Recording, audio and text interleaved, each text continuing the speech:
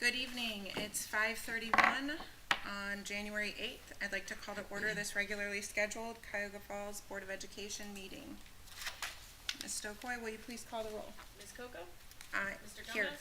Here. Mr. Harris? Here. Mrs. Schaefer? Here. Ms. White? Here. Thank you. Item B is motion to approve the agenda. It is recommended that the Board of Education approves the agenda of the January 8th, 2025 Board of Education meeting. Oh, so moved. Check. Any discussion? Ms. Stokoe, please call the roll. Ms. Coco? Aye. Mr. Gomez? Aye. Mr. Harris? Aye. Mrs. Schaefer? Aye. Ms. White? Aye. Item C is informational items and opening ceremony.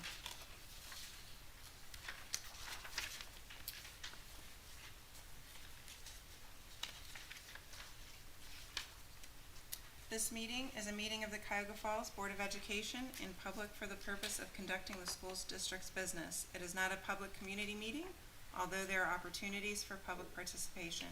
If any individual wishes to address the board regarding a topic found on the meeting agenda, the individual must complete a registration form found inside the attendance notebook and present it to the treasurer. Following the introduction of the topic by the board president, followed by board discussion, the individual will be recognized. If an individual wishes to address the board regarding a topic not found on the meeting agenda, they must notify the superintendent and/or board president of the topic no later than 3 days in advance of the meeting. These individuals may share their comments during the board business portion of the agenda. In both cases, the individual will preface comments by an announcement of his or her name and address and limit comments to 3 minutes. All statements should be directed to the board president. No person may address or question board members individually. An unabridged board agenda for this meeting can be found on your electronic device. For your convenience, hard copies of the board agenda may be found on the table by the sign-in book. The next regularly scheduled meetings of the Cuyahoga Falls Board of Education is January 22nd, 2025 at 5:30 p.m. in the Cuyahoga Falls High School Library, 2300 4th Street, Cuyahoga Falls, and welcome. Now for our pledge and our welcome, Ms. Schaefer. Thank you. Please stand as you're able and join me in the Pledge of Allegiance. I pledge allegiance to the flag of the United States of America and to the republic for which it stands, one nation, under God, indivisible, with liberty and justice for all.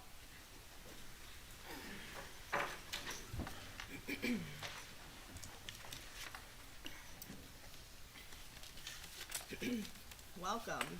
Our vision, Cuyahoga Falls City School District, the hub of our community, committed to a culture of caring. We innovate, we create, we personalize education for all. Our mission, every student, every day, every opportunity. The board's strategic plan goals are as follows. School safety. We aspire to have a welcoming environment that ensures that the physical and social well-being needs of every student and staff member are met. Academic growth. We aspire to have significant growth through personalized education for all students. We aspire to improve graduation rates so that our students are prepared for employment, enrollment, or enlistment. Engagement, inclusion, and diversity. We will ensure that every student has access to resources they need when they need it in order to be successful. Technology and systems integration.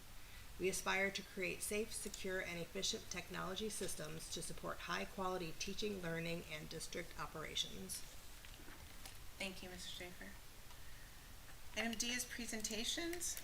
Our presentation tonight is PBIS and our panoramic data update. I'd like to invite Mr. Elder, Mrs. Merkel, Ms. Becca Miller, and anyone else who's coming up for this presentation.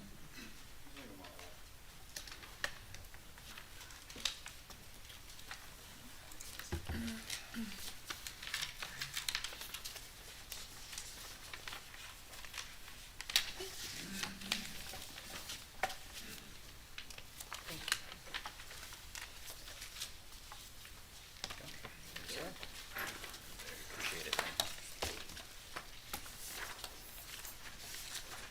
Well, good evening, everybody, and Happy New Year, 2025, ready to go.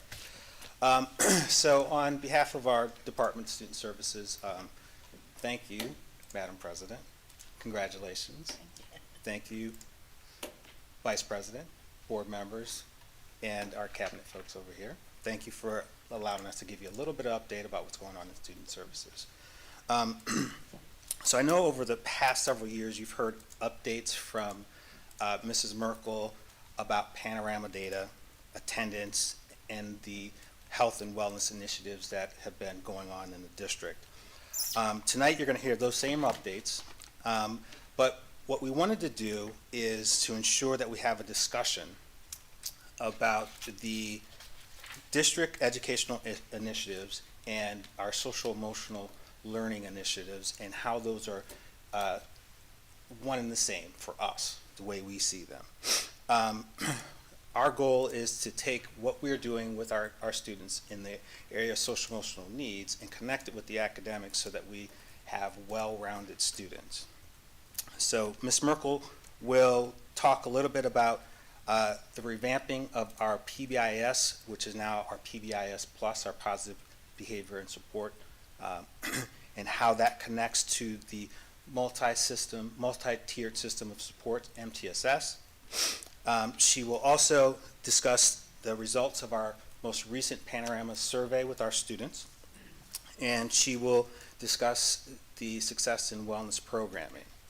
I will be talking a little bit later on about discipline and what that's looked like in a comparison between the first semester of last year and the first semester of this year. And you're going to hear from our attendance liaison, Ms. Becca Miller, who will talk a little bit about our attendance initiatives. As you know, one of our goals is to make sure that every student gets every opportunity to come to school on time, be there, and feel welcome. Sometimes we need to do things when they are not coming to school, and sometimes we need to do things to promote them coming to school, and that's where she's coming to play.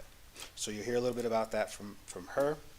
So for right now, I'm going to hand it over to Mrs. Holly Merkel. Thank you. So Mr. Elder kind of spoke through our overview for today, but these are the things that we'll be touching on through our presentation this evening.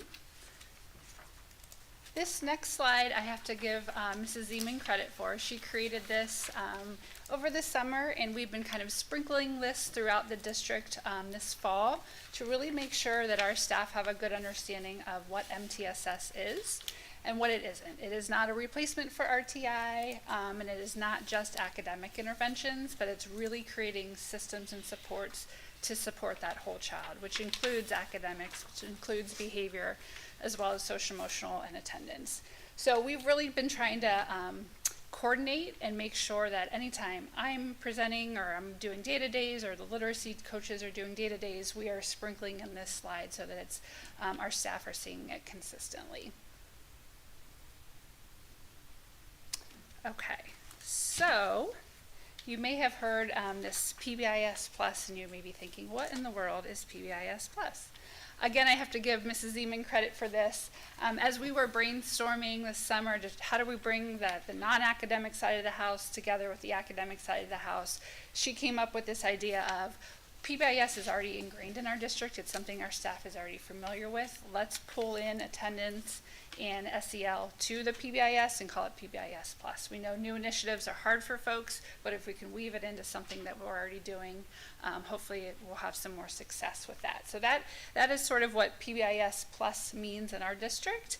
And I do, just before I get carried away in talking, I just want to give a shout out to Mrs. Hausman and Mrs. Zeman for really helping make sure that SEL does not live in a silo and that we're walking alongside of the academic side of the house. It's been really helpful to coordinate and collaborate with SPED and curriculum. So again, that we're all working in the same direction and our staff feel it, that it's not something separate, but it's just how we do business.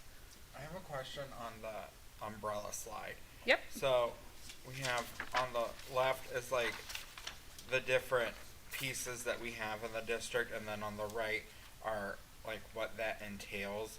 Would each of those pieces on the left encompass all of those 5 things? Yeah, so we didn't create these. Okay. These are just two different ways to represent MTSS. So the one on the right, with just the social emotional academic behavior, that's from Panorama. Okay. And then I'm not exactly sure where the other umbrella came from, but it's just kind of used throughout the education world as a way to show what encompasses, or what MTSS encompasses. Does that answer your question? Yes and no, but like, are they? I'm trying to see like the connection between the two in my brain. So, like, because professional development, you could do professional development in any of those, teamwork in any of those areas. For parental action, would we look at parental action relating to any of those areas? RTI, would that relate to? Is that's what I'm trying to? Yes. So, okay. Yep. Thank you. Yep. It's just, to some degree, all of that's under the umbrella, Yeah. right? So on the right, you're looking at, the overarching, categories. On the left, it's a little bit more specialized, right? Yeah. And broken down. But all of that, I think your first thought about it being connected into the slide on the right, or the part on the right, is correct. Okay. Thank you. All right, so this next slide, if you could keep clicking for me, Ryan. We're gonna go in depth about all these things, but this is just really a visual representation, if you give me one more click, of the systems and structures we've tried to put into place this school year as we implement PBIS Plus. So, in thinking about Tier 1 implementation, we know PBIS has been around in the district for several years. But with COVID and just new leadership in and out, we wanted to make sure there were consistent expectations and systems across all of our 9 buildings so that it looked the same no matter what building you're in. And so we asked our principals to make sure that they're having those monthly PBIS meetings, but adding in not just the behavior data, which is our public school works data, but also trying to weave in that attendance and panorama data as well at those meetings. So again, trying to not just only focus on the behavior, but really try to focus on that whole child and looking and considering those data sets. Who attends those meetings? At the elementary levels, it's typically part of their BLT.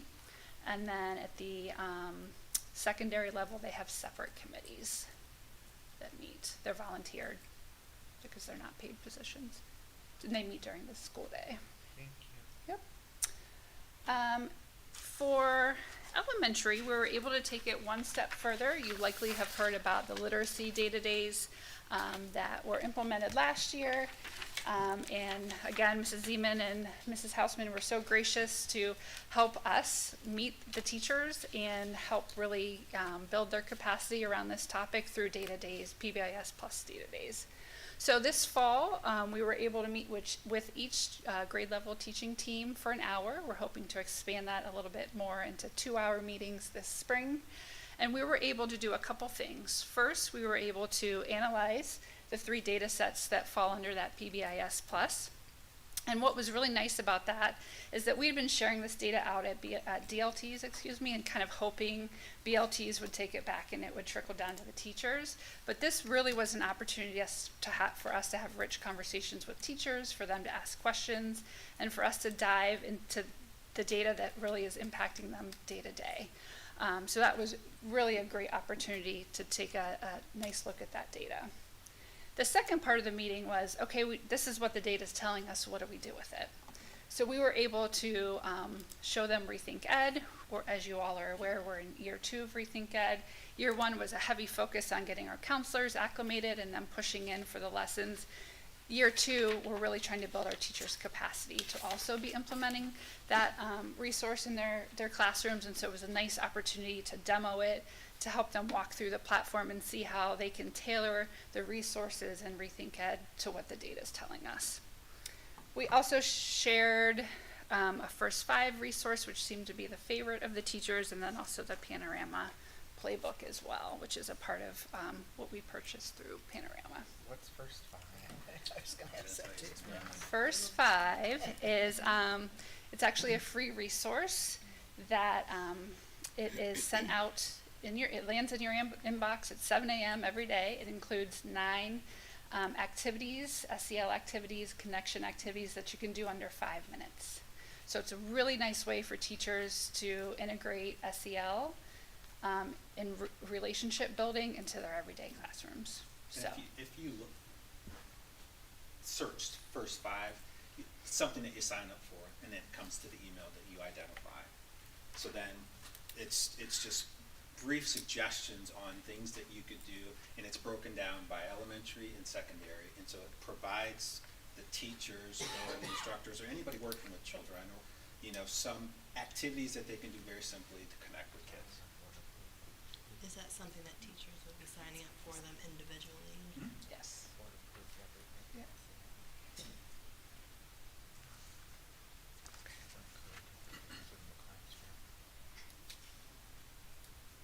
This is a sample day-to-day agenda.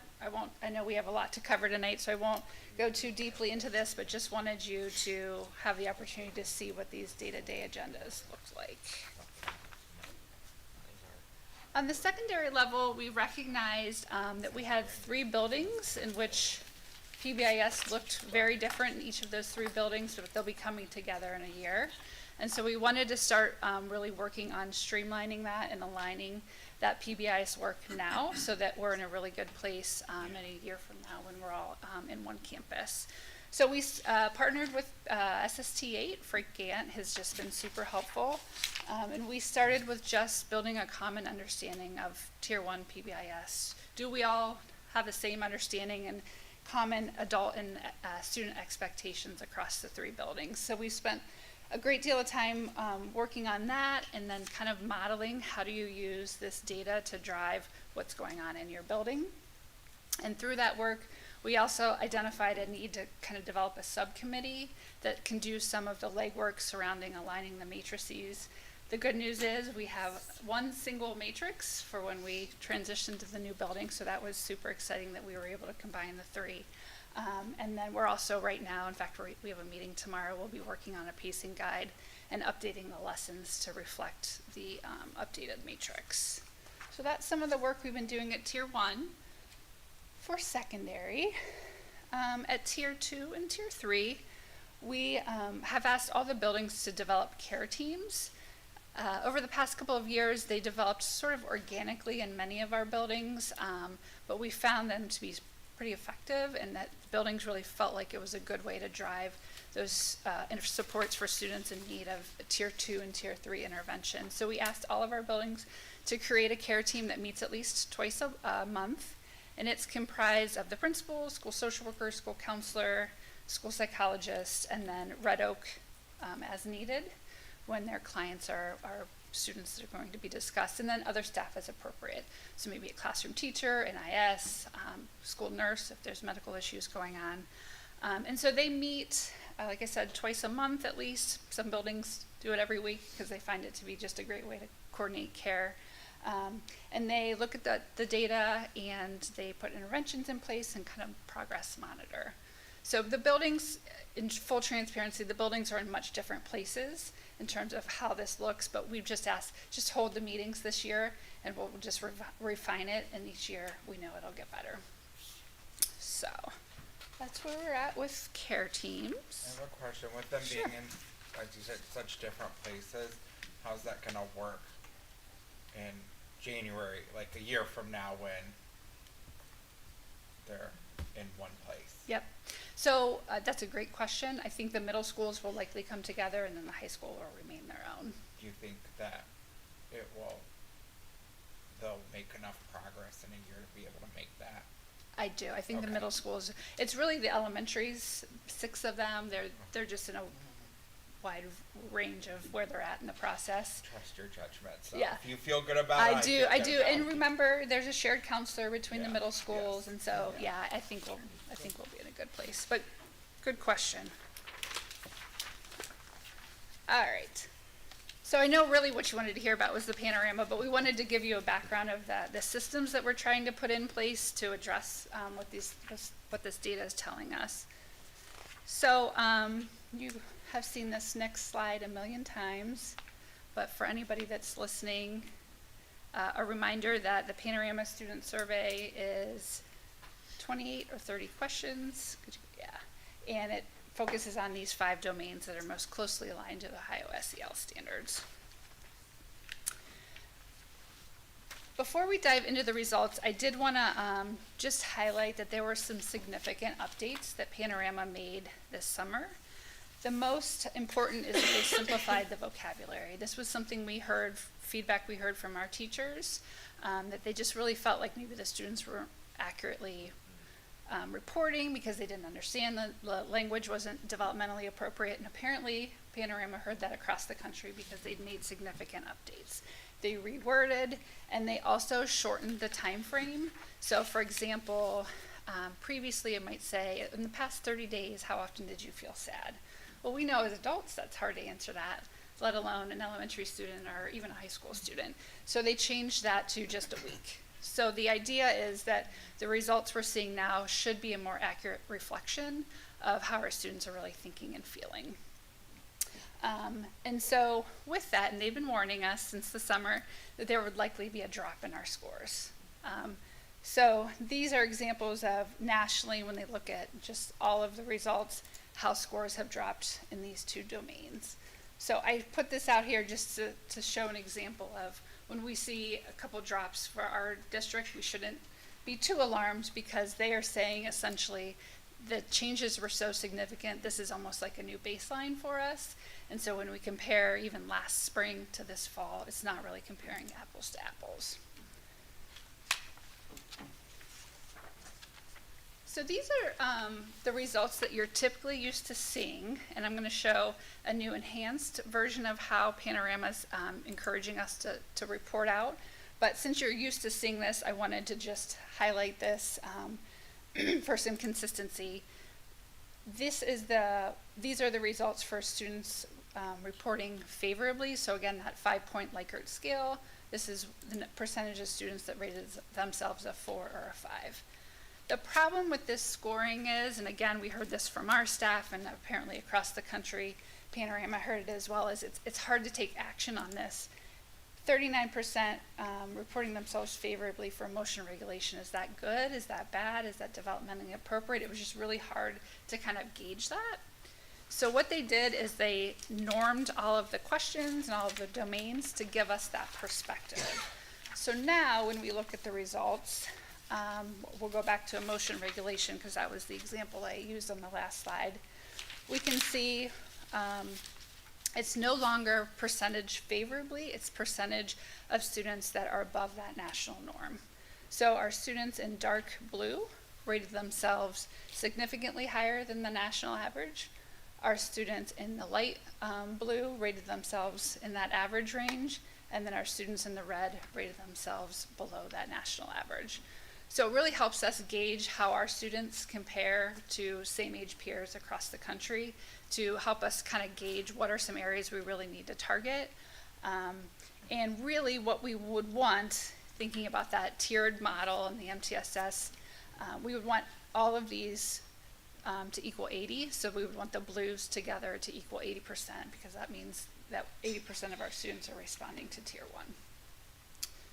So you can see we're close in a couple areas, but that emotion regulation continues to be an area that we need to target as a district. So, are there any questions about that normed scoring? Because I know that is a little different than how I've reported the results in the past. In terms of the questions, like at 3 to 5, the phrasing would be different. Correct. Yep. But is the phrasing like similar? It seems like this is kind of based off like those screeners for depression and anxiety, like the GAD and the PHQ. Is that kind of accurate? Like they're kind of pulling like how often in the past like week have you felt so anxious, or like it's kind of similar to that. Yes. And then they're building upon that and trying to track down into like how often have you felt like feelings of joy or happiness, and that's kind of what is going into the positive feelings. Correct. Is that For the okay? well-being questions, yes, you're absolutely okay. right. For the skills and competency, those are all questions trying to gauge if students have specific skills related to, for example, executive functioning, coping skills. So there aren't any feelings questions in the top 3 domains, but the bottom 2 domains are similar to what you're saying. Is it possible to look deeper into like what the questions are for emotional regulation? Because Sure. it seems like that continues to be a struggle here. So it'd be interesting to like look deeper into what those questions are. Yep. Because that might tell us more about what our kiddos are struggling with. Absolutely. I will say one of the really great things about the data days is that we would just pull up the Panorama, I would pull up the Panorama platform, and that it was sort of like choose your own adventure for the teachers, so they could really dive in, and we went down to specific questions, and we could look at boys versus girls, special ed versus, so really that's one of the great things about data days. Would you guys like that information for the board, or are you just saying for us as? I just like to see the questions for Okay. emotional regulation. That's what I would like to see. Okay. I don't want to see too much of the data because I don't want people to feel like as a board we're digging too deep into people's information that they're sharing, or because I don't want parents to then get uncomfortable having their kids take this survey. Correct. But I'd like to see the questions because I think it would help me better understand the pieces, parts of that. Yep, Yeah. absolutely. Could I include those in my Friday notes? Would that be helpful? Is everyone Yeah, okay that'd be with great. that? Okay. Yeah. Yep, perfect. I don't want anyone to feel like we're diving really deep as a board, Yeah. and then there be like anxiety within the community about their children taking the survey. Right. And there certainly would not be any student Yeah. level data. Yeah, Yep. at any point that we would see, but Yep. I just don't want people to feel like we're diving really deep into anything as a board. Absolutely. Is it 28, did you say it was a 28 or 30? 28 is the 3 through 5, and then the 30 is 6 through 12. Yep. All right, so we'll move on. Again, this is the percent favorable for 6 through 12. This is what you've seen in the past. We'll focus more on that nationally normed results in the next slide. And I was able to break it down 6 through 8, 9 through 12, which I think is nice because there's some differentiation between middle school and high school. So you can see here we're pretty close to that 80% target in several categories, which is great. But again, that emotion regulation is a struggle. And then here's our 9 through 12 normed scoring. So fairly similar in the results.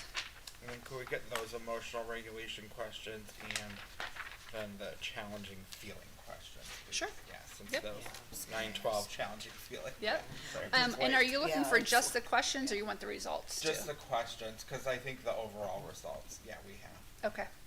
Okay. That's all, unless somebody else has another thing to add, but for me, that's all I was asking for. I think there's Yeah. only 25 or 28 questions total in the whole. Because we could give you Survey. scores for each individual question if you'd like that.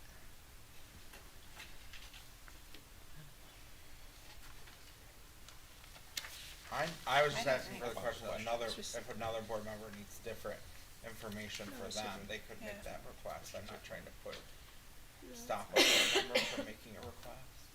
I don't personally feel like I need the scores for each individual No, question. I don't. Okay. Now, if it comes that way and it's less work for you to PDF it that way or whatever it is, then it would Okay. be okay to include it, whatever's easier for you. Okay, great, thank you.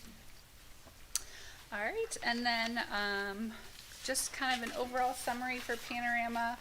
Something I'd really like to highlight and give a shout out to our principals. We had really great participation this round. We typically hang around 65 to 70% of students participating. We were at 76% this year. And if you pull out the high school, which nationally it's hard to get our high schoolers to take this, it's not just us, we were at 93%, which is just amazing. And I think it really then speaks to this is an accurate representation of our student body and what they're sharing. So we've talked about that emotion regulation being an ongoing struggle, and then self-management historically has been our highest domain, and it proved that it was again this time as well. Just 3 areas I want to just quickly highlight. Back when we started to get some nice longitudinal data, And you all have heard this before, feeling safe, feeling identification, and worry were kind of 3 areas that we targeted, because that feeling safe and that struggle with identifying feelings were our lowest scoring questions every time we've administered it. So we really tried to put some targeted supports in place, our Rethink Ed scope and sequence we tried to build to address these concerns. And except for our little ones who dropped a little bit in the feeling identification, you can see some nice growth here. And these scores are the responding favorably, so we would actually expect them to decrease based on the changes in the survey questions, but we saw some nice growth. So just wanted to kind of highlight that because those are areas we've been targeting.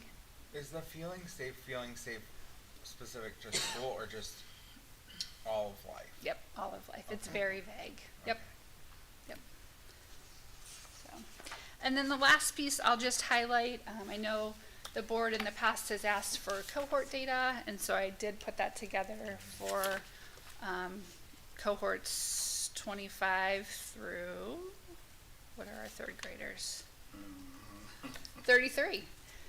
So those are all there for you. We won't spend the time to go through them. I'd be happy to answer any questions. But I did just put a little asterisk at the bottom as a reminder that if you see some dips in the fall of 2024, just remember that those questions did change. And so it is not that apples to apples comparison to the spring questions. And then, what are our continued efforts, especially in that like emotional regulation space, like to continue to like help our students with that? Yeah, so we continue to use our Rethink Ed, our school counselors pushing in for those monthly lessons, especially at the elementary level. Our school counselors have taken a look at those student level results and started to pull for small groups to address some of the concerns that we're seeing. And then circling back to those data days, this has been a really nice opportunity to talk to teachers about strategies and ways they can build these skills in their classrooms. So it's, again, not siloed just to our counselors or school social workers, but us pulling in the classroom teachers and intervention specialists to help build those skills within the classroom as well. So It seems like they're going down in positive feelings too. I noticed that too. So I was kind of curious what those questions were. They're all kind of dropping in that a lot, it seems, every year. Well, except for the last one there, it's staying a little steady, but yeah, there's a lot of, Elementary is not. Wow. Middle Yeah. school. 11th, 10th, yeah. 9, 8, 7, 6 is really low in that positive feeling, so. Can you remind us when they took this survey? Yep, the first, the window was right after the first 9 weeks, so mid-October. Yep. I just want to remind folks that when we see those dips for fall, that wording was changed. So, yes, it's terrible to see that our kids maybe aren't feeling as happy as they once were, but it may not be that they're feeling less happy. It's just that they're more accurately reporting it. Does that make sense? I think so. I'm just curious, is that the same questions as the challenging feelings, or could we have those questions? I'll give you all the domains and Thank questions that you. fall underneath I them. think you did a long time ago, but It's all right. I don't know. And they changed, right? This Yeah. year they changed. So yep. That's just a concern for me. I don't think. When do they take the spring one? So we moved up the spring administration this year to beginning of February. We did that for a couple reasons, one of which is to try to make sure that we can again take action, that we're not just giving the survey and then it's testing season and that takes over. So we do it at the beginning of February, then we're gonna have our data days right after that. And then our teachers will have, and counselors will have access to the results. So, any- I hope that rises. Sorry. Okay. It's like the doldrums period though. I know. I mean, I'm already thinking, that's that beginning of February before their Valentine's Day parties, there's Yeah. now a lot of. Keeps a record of that individual student, the teacher who sent the referral, and it allows us to be able to manipulate a lot of data. The data that I wanted to point to your attention today is the information about the number of office referrals from the first semester of last year to the first semester of this year. And, good news. We've seen a 36.7% drop in office referrals in that period of time, same period of time over the year. So the next slide would be slide 45, and that actually breaks down the conduct report by incident. So the types of incidents that were reported to have been something that a student may have violated, right? And so I wanted you to kind of see what those, top 4 are.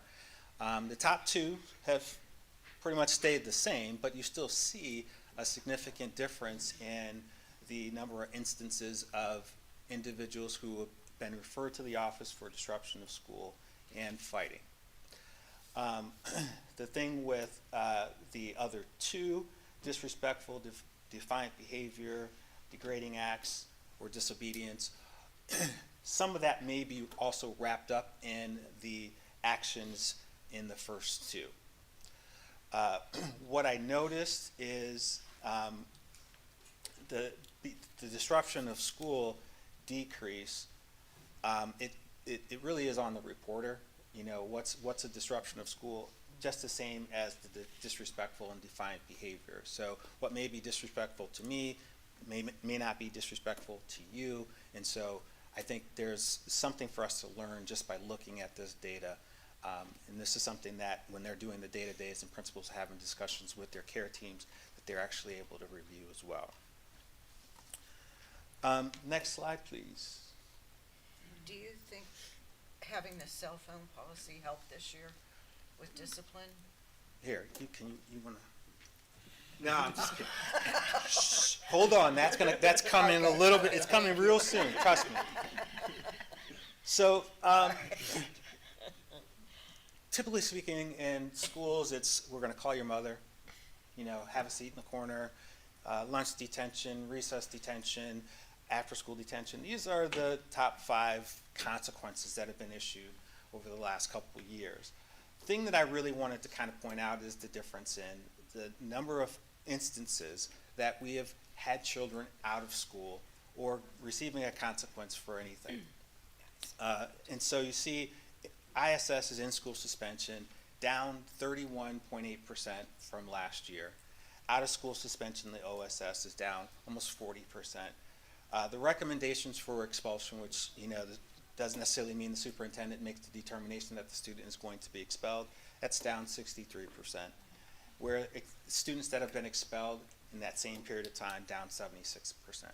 The one anomaly is the ER, which is our emergency removal. Typically, emergency removal is used when students are a danger to themselves or others. So there are instances where, it might just be beneficial for that student to go home. Oftentimes, this is, part day, and it requires that the building administration meet and review with that student the next day. So the next school day. So if this happens on a Friday, it would be Monday. But so the next day that child and their parent are in school. The one thing that was interesting in my interviewing with the building administration is oftentimes kids who are sent home on emergency removal, it more resulted in some type of SEL intervention than it did any further discipline. And so even though we've seen an increase in emergency removals, we are also seeing, when we talk a little bit about that panorama data, some of the things that you have already questioned, we suspect that there's some correlation there. So, students who just need some attention, maybe they need a reset, a break, or what have you, the emergency removal has been used, they come back, and then, we are putting into place some type of supportive plan for that student. Next slide, please. So this gets down to, Ms. White, your question. So I just thought to myself, well, why? You know, why are we seeing, I presented this to our building administrators during one of our ed services meeting, that, you know, the decrease in some of our discipline. And having individual conversations, they were kind of surprised. You know, when you're in the middle of it and you're, you know, doing your principal work and it looks like you're, you know, doing a lot of discipline, or looks like you're having students who are dysregulated often, it may feel that way.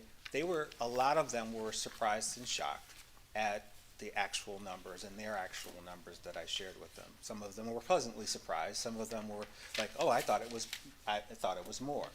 So I asked them, well, why? Why in your building are we seeing a decrease from the first semester of last year to the first semester of this year? And so what I've tried to do in the quotes that you can read through later is highlight from them, and I told them, I'm going to quote you, so, you know, make sure you understand this is for the board, you know, and so what you're going to see is some of the things that each one of these building principals, administrators said as to why. And so to answer your question, Ms. White, Mr. Smith really does believe that the cell phone policy has had a significant impact in their discipline issues. He actually went a little bit further than what you see there in terms of that cell phone policy, because he talked about the significance of students being able to negatively connect while using those cell phones as in the past. And that was through some of his investigation from other instances. So with the students not having that ready connectedness, it also decreased their fights as well. So, so again, Mr. Oswald, he gave a couple of them called me back after they thought of a few more things. Mr. Oswald was one of those where, like, as we talked, he kept thinking more and more. But the other thing that you're going to see as you read through these is a lot of what you just heard Mrs. Merkel talking about is identified in the statements from the principals. The care teams, talking about the data, making this real for not just our students, but our staff, setting the expectations. There are some buildings that have taken the opportunity to take a couple weeks prior to even starting any instruction to start setting those expectations and go through that with their students. So I think it's just important that, you know, we recognize this. The other piece that is pretty significant is the building principals really feel like developing those connections is really important. In a lot of my conversations, the first 5 is something that I heard a lot from the building principals. The teachers really grabbed a hold of it because it doesn't take so much time, but it also provides them with an opportunity to connect with the students. So again, you know, Mr. Hutch, you can go through those because the board can read through those at their leisure. But again, you know, all the opportunities at teaming and meeting and discussing behavior and whatnot is the chief reason why a lot of our building principals saw a decrease. So I am not our treasurer who has all, you know, these great and wonderful things, but you saw the first quote, you know, this, I actually got this. I went to a training at the beginning of last year, and one of the things that an all-day training, one of the sessions was about developing connections with students. Our goal in SEL is to develop tools, not just for our students, but for our staff, building the capacity of those individuals to be able to, you know, either self-regulate or help an individual self-regulate. Moving forward, you'll be hearing me talk about trying to take SEL out of offices and move it into the classrooms where students are to keep them there. Our staff are really starting to, especially our counselors and our social workers are starting to embrace that and trying to work on our tier one approach, which is all of our students. So if we can focus on that 80%, we can grow some of that, including some of those numbers that we're seeing that's a little bit lower. So we need more than one tool. So that's the whole point of this. So pass it on to Ms. Miller. Oh, are you next? It's back a little bit. Right.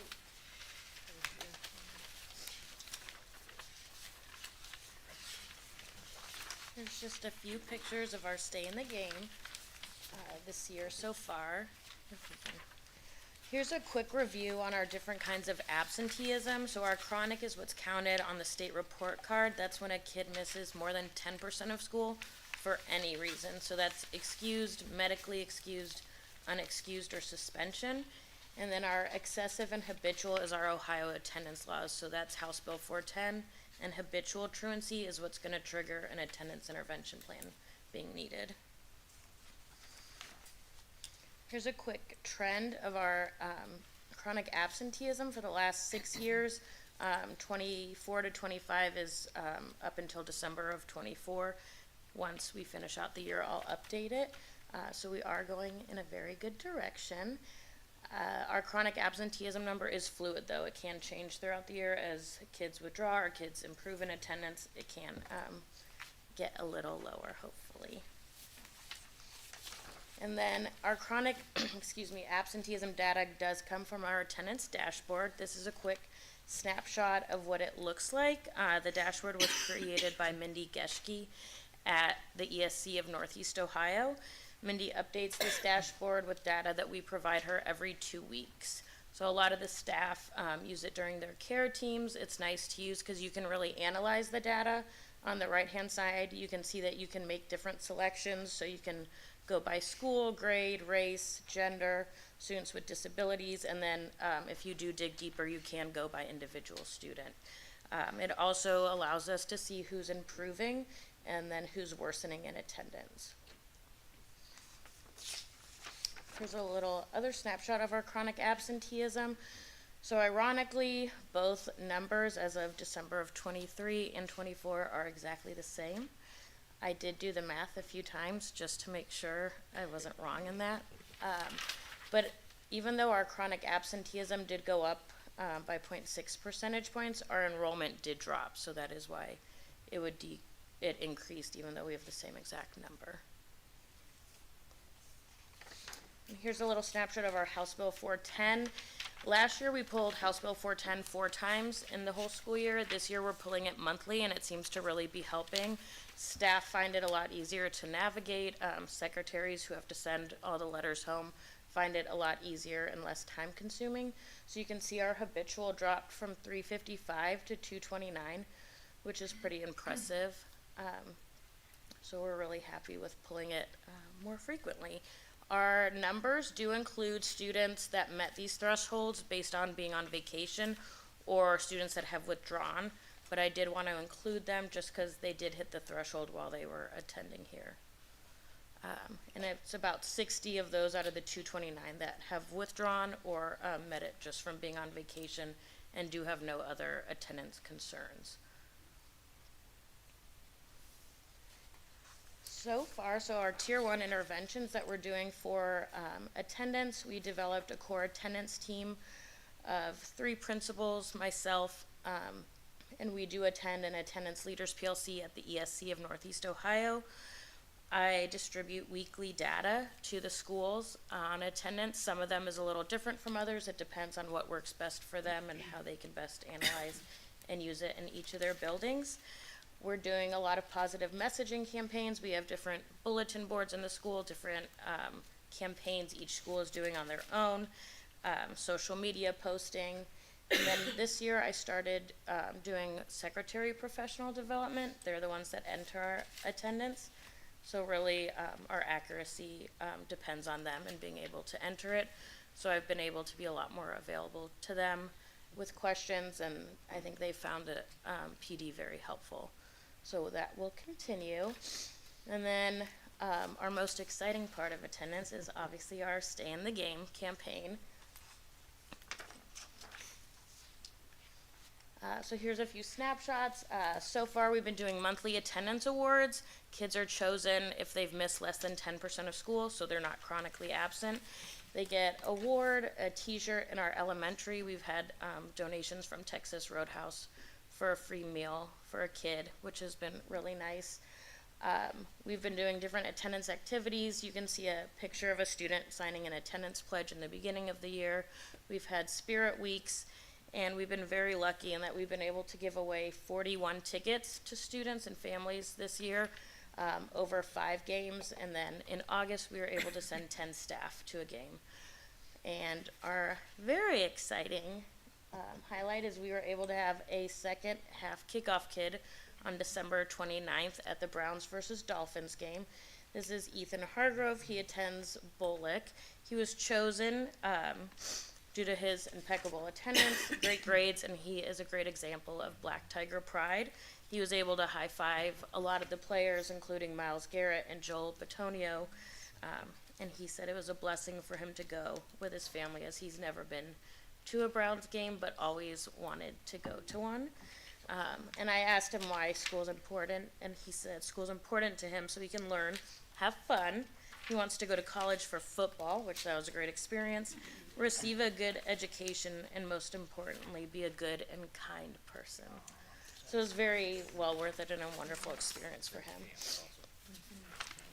Our Tier 2 interventions, we're doing a lot of outreach to families, whether that's me, teachers, social workers, school counselors, principals.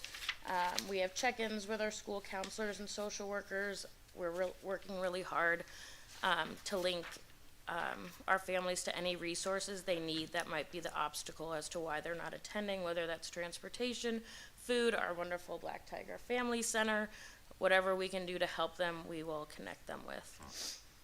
And then our Tier 3 interventions, in your handouts, I did give you guys a copy of our attendance intervention plans. I do a lot of home visits for families, which I think have been pretty helpful. Some kids come again the next day, so it's a really good relationship building with our families, and I think it really shows them that we're willing to go the extra mile to figure out why they're not attending, and that we're there to support them in whatever their needs are.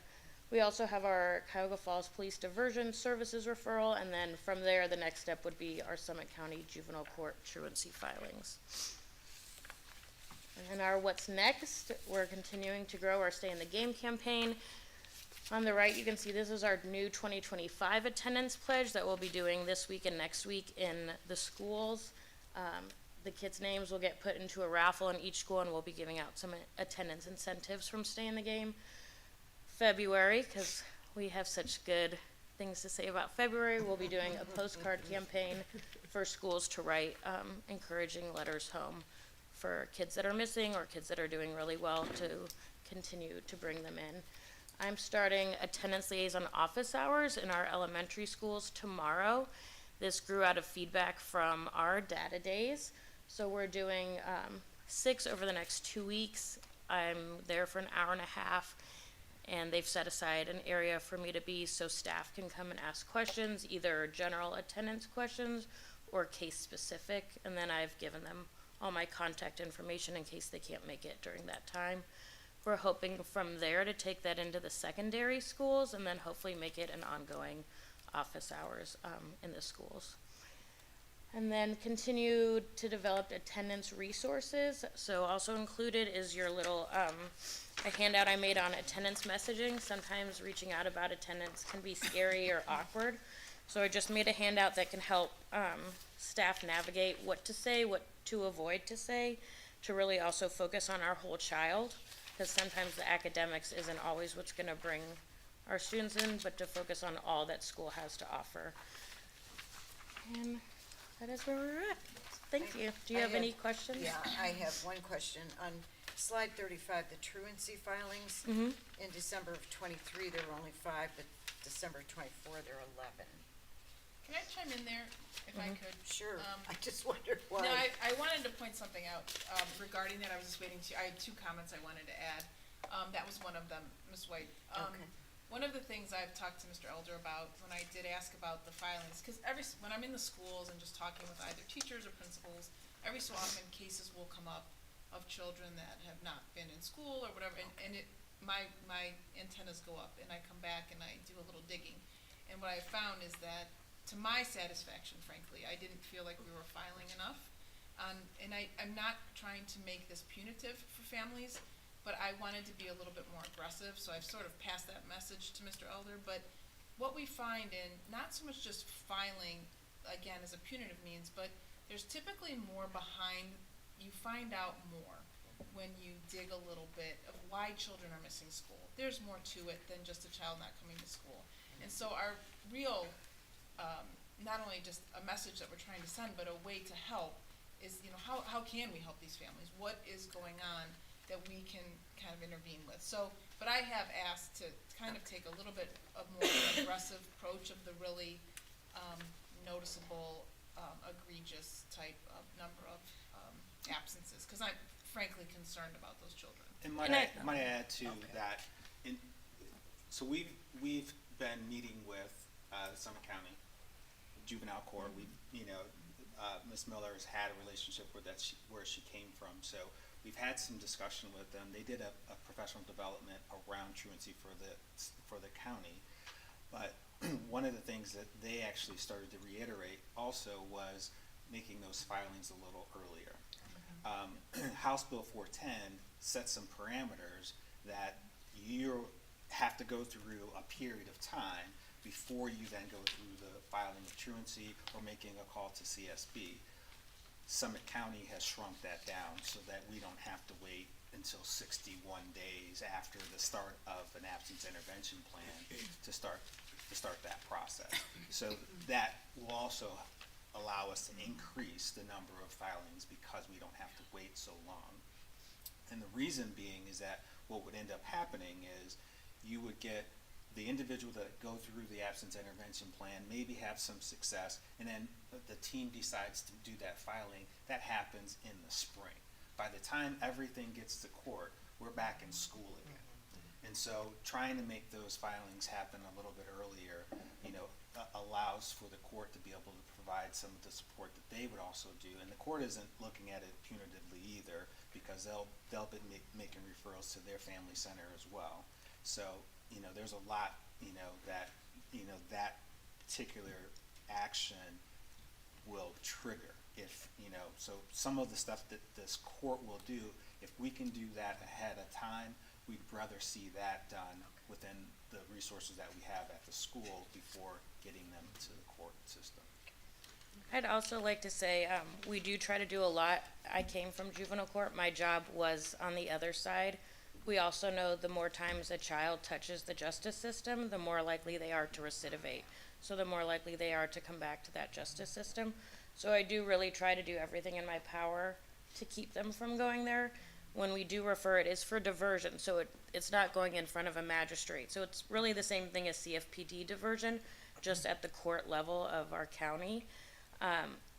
So that can be very scary for kids, but it is kind of in a way 2 diversions. And then if they fail, then that's when they go in front of a magistrate. Or if they kind of improve, and sometimes even if they don't show up, they still get closed successfully. So the reason why I wanted this job is that I didn't feel like at the court level we were making enough difference, and that we could have, I just didn't feel as attached. And I came to realize that we can solve it in the schools, and that's why I wanted to come to this job and be here, because I could kind of see where we were missing opportunities. So, I am filing, and I am still filing, because sometimes it does have to happen. If it is on a kid younger than 12, then it's just filed on the parent. So it's a failure to send. If it's a kid above that, it's a truancy on them and a parent failure to send. And court has now created their own truancy docket. So that is a little new as of September, which I am hopeful of.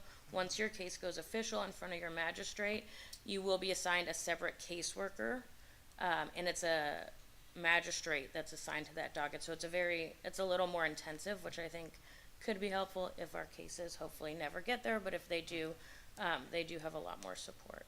So in a way that it's getting more help maybe than what we could maybe find out, where the courts can dig a little deeper to see. Yeah, we just try to use our Okay. social workers or me doing our home visits to dig deeper, so we can prevent that from Okay. even happening. Is there one magistrate assigned to that document? That's correct, yeah, That's new this year. yeah. Which magistrate is it? Is it Alexandra Wells? I can find out, I can't remember off the top of my head, cause it might be a new magistrate. Yeah, she's new. Yeah. Yeah, she's newer. She came from a prosecutor's office. Cause it was Rankins, but now I'm not sure. And then, the other question I had about that is, like, are we seeing positive outcomes when we do refer them there? Like, are the students successfully completing the diversion program? I will say my case that I sent official last year, my student had not attended in 5 years, and he did come this semester.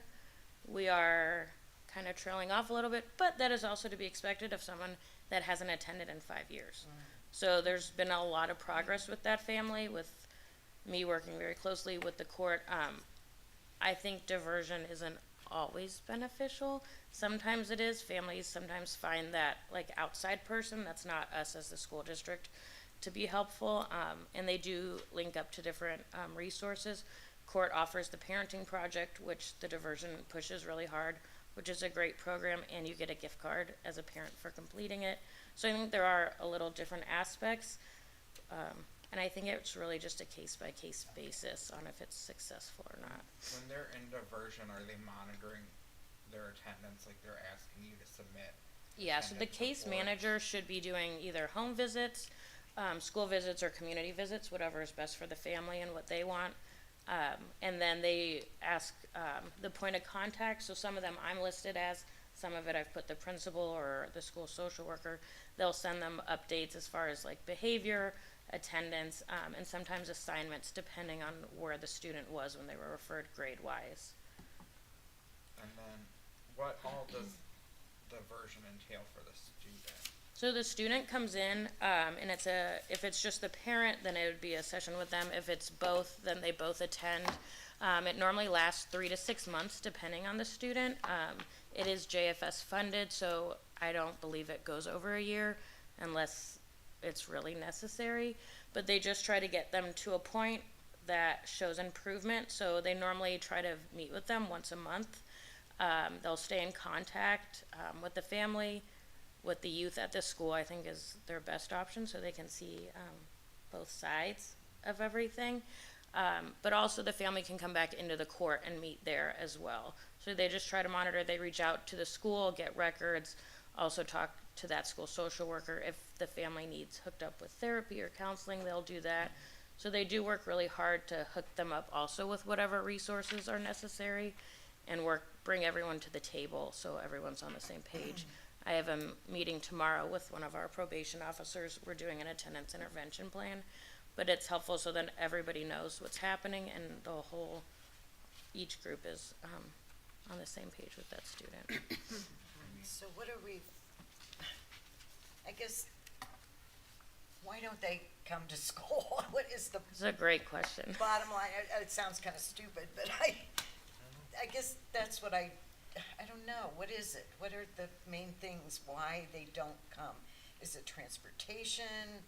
Is it poverty? I mean, I would like to say transportation's a big issue, but I'd also like to say that I think even if we transported every student, I don't believe they'd all still come. okay. So I do think some would come, but I still think there would be an attendance issue. I think our families that are impoverished, they're living in chaos.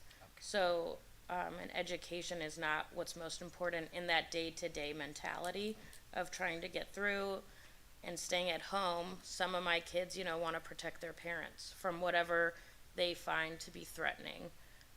I think for some of our refugee families, it's really hard to understand our education system. Sangeeta has been amazing on our home visits, and I think we've had some really incredible breakthroughs with some of our families, which some of them even made me cry. But I think there's so many reasons, and I also think, though, having our kids, and just like with our PBIS Plus, having those positive relationships in the school is big. Like, if you look at Miss Ivy and our guidance, I know for a fact she's the reason kids come every day. You can just watch her interact with students, and you know that she's that person that brings them to school, even though she's not a teacher. And I think we have them spread out, but if we could have one for every student. Yeah, that would be great. Yeah. Trusted adult. Yeah, I mean, that's, Okay. Ms. White, that's a great question, and, you know, Ms. Miller and I have talked about that, you know, since she started last year. And quite honestly, whatever reason that you can think of is why somebody may not come to school. And so our goal, as opposed to trying to completely identify every individual reason why students won't come to school, is to try to develop school to the point where that's where they want to come. And that was, I think, Yeah. what I, and I like Miss Ivy, I wish we could have, you know, those kind of people that smile at the door, welcome, come on in. 'Cause you it's know, different- and it's gonna be just different make for it a elementary. welcome and, you know. We are working on little things Okay, like that. that so- answers, thank you. Yeah, elementary reasons are vastly different than middle school. Middle school is different than, Yeah, you I would know, understand that. high school, so, you know, trying to pinpoint that, like, we thought at one point in time that we were gonna do like a root cause analysis for every Yeah. individual. Okay. But we felt like, you know, doing that, we'd be doing a lot of repetitive things and maybe not getting the yield that we need. So it's more along the lines of, you know, taking from, retail, right? I shared this with the principals, is, you know, when you go to Walmart or Kmart or the supermarket, you know, the things that are stuff you didn't come to buy are low for the kids to pick, and so then and they're at the checkout line, right? So at that point, it's either, Mom, I want this, so meaning, if kids want something, they can influence their parents. We know that. We know when they want to be here, they, you know, they feel good about school, you know, they work well with their parents to make sure they get here. I will say for this freshman year for our clap-in, when we were talking about different things to boost attendance, because it is our transition years that have a hard time, I thought, you know, you're being clapped in by all these random people because you don't know any of them. So we did have 8th grade teachers come and clap in, and we had a really good feedback from that, and kids were so excited to see the 8th grade teachers first because those are the only faces they know. So I think it's little things like that, if we can keep implementing and just putting them in there and making them feel comfortable, that I guess We'll that's, see. you know, we just care so much. Yeah. To get them here, and, you know, so it's just worry, it's a worry. I agree. I How feel else to the say worry. it, but yeah. With the fact that you've got 50 attendance intervention plans going, but That's there's good. actually been less excessive and habitual, is that just a testament to the fact that with the relationships that we built with our families, to be able to get those plans in place? for I those think so, and I students? think that we're, since so you get an excessive letter first, ideally, sometimes it could happen at the same time. I think because we're sending them out a lot faster this year, we also changed the policy, for 10 days, parents can call off throughout the whole year. Past that, it's unexcused, so people are hitting excessive a lot faster this year. So I do think because that's going out quicker, parents are reaching out more. And I think with Stay in the Game, it's helping them see that the school is trying. We are trying to help with attendance and reach out and figure out what to do. So I do think the relationship building is really getting there. And hopefully once these letters get sent, the idea is that we never have to do a plan. So I do think it is helping. Some of the schools are also doing their own things. Bolick is sending out a letter.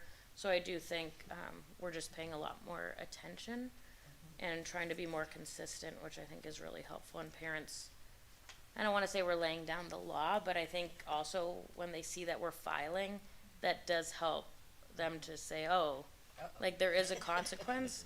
Cause most of my parents do tell their kids, we don't wanna get filed on. So I do think for the parents, it bears a lot of weight. Not always the kids, but the parents. Ms. Miller, with the campaign, the postcard in February, you said? I missed who you said is going to be sending those. So Stay in the Game sent us 750 postcards, so they'll be distributed to the schools based on, enrollment. But it'll be teachers or principals, I think whoever has the best relationship with whichever kid we want. We don't have enough for everyone, but it's gonna be more targeted for our kids that are kind of on that cusp of missing, but also still come. And then I think some encouraging ones, to send out for them. If I can help with that, I'll be happy to write, so I'm not sure they'll be able to read my writing, I'll take my time. But I can't, and I know you're all laughing over here, cause none of them can read it, but I can do do my best. I'll be happy to help with that. Thank you. Thank you. I'm sure they'd love to get one from the superintendent. Maybe that'll get them in this. That'll get their attention. No, just kidding. Yeah, I'll be happy to help. We just have one short piece left in our presentation, and this just will help fill the requirement for a high revised code for us to share out our plans for success and wellness programming. Yep, there we go. And I had to slide in a few pictures of the family center. So you can go to the next slide. So this is the paragraph that we submitted to DEW last spring. We kept it pretty consistent as to what we've submitted in past years, really feeling like we wanted to stay on the same path and focusing on supporting the whole child through the academic and social emotional supports that we have outlined in this presentation. So if we could go on to the next slide. This just outlines how we plan on spending the money. So we, as we've done in the past, plan to pay for our counselors and our SEL staff through the Success and Wellness money, as well as the Disadvantaged Pupil Impact Aid money. You likely are familiar, but that money can only be used for certain expenditures, and mental health happens to be one of those things. So that is sort of our plan for how we will spend these monies. From a programming standpoint, here are some of the programs we hope to continue. These are all, were all in last year's presentation as well. But you can see on the left-hand side the different options and then how we plan on funding them. And this last slide just outlines some of the state mandates that fall under success and wellness. And again, we have not made any changes to how we're fulfilling those requirements. And then the final requirement for this report out is just listing our community partners. Again, Red Oak Behavioral Health, huge partner. Greenleaf comes in and does our Saves Act programming, our suicide prevention programming. Ongoing partnership with Educational Service Center, Summit Educational Service Center. And then we've added Northeast Ohio Educational Service Center this year as they've helped with our MTSS and PBIS plus day-to-days. So clearly we have many more partners in that, but specific to the Success and Wellness money, these are the ones that we highlight. And I will put this on our website to make sure we're in compliance with that requirement. Thank you. I have one more question. Do our students take the youth risk behavior survey?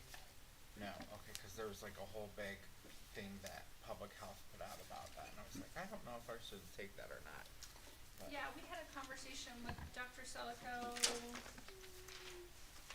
not last year, the year before. And just, one of the main concerns was survey fatigue. Well, and we don't really, they don't disaggregate for anyone but Akron, so it really doesn't serve us any purpose. But I was like, well, they're coming to present, so I'll save my question. Yes, yeah. Thank you. They weren't happy with us that we opted out, but we I'm felt sure, like it was but the it doesn't best really interest. do anything for, doesn't benefit our district. Right. Yeah. And the results you get so late that it's really just not even. Then what do you do? actionable. What do you do after that? Mm-hmm. You're, so really, you know, again, thank you for allowing us to take so much time here. You know, as we started putting this presentation together, we realized there was a lot of information and a lot of slides. But given the opportunity, actually this is my first time getting to present in front of you all since the last time I was recovering from my surgery. So we wanted to take the opportunity to kind of highlight that intersection between SEL and academics and the importance of the things that we're doing. And this is only just a fraction of what we do at Student Services, you know, so I'm happy that you got an opportunity to hear from, you know, Mrs. Merkel and Ms. Miller, because, you know, they both are doing amazing work, and the other members of the Student Services doing the same. So we thank you for the opportunity to, you know, allow us to take care of the other side of the student, you know, in a way that helps us create well-rounded individuals. So thank you again. Any other? No, I wanna just point out a- Mrs. Hauk is here today.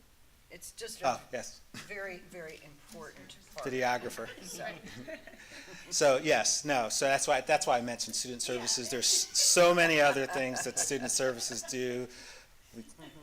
You know, when people ask, what's the student services director? I'm like, pretty much everything from enrollment to withdrawal is pretty much it, you know, so, and, you know, since Mrs. Hauk and her husband is here, you know, congratulations on year one.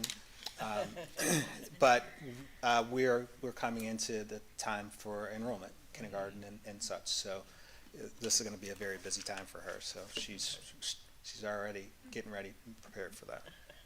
Any other and again, questions? thank you, because to me, it's very important work that you're doing. Yes. Very.